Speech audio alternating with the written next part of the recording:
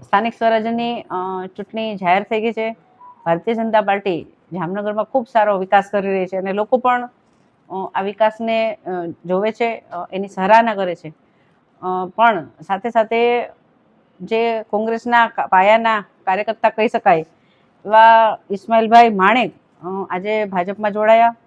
સાથે સાથે કરણી સેનાના પ્રમુખ, જિલ્લા પ્રમુખ સુરપાલસિંહ વાળા ભાજપમાં જોડાયા અને કિરપાલસિંહ ઝાલા જે શહેર મહામંત્રી છે કરણી સેનાના, એ પણ આજે ભાજપનો ખેસ ધારણ કરી અને ભાજપમાં જોડાયા છે. આ તમામને ભારતીય જનતા પાર્ટીના અધ્યક્ષ તરીકે એમને ભારતીય જનતા પાર્ટીમાં આવકારું છું.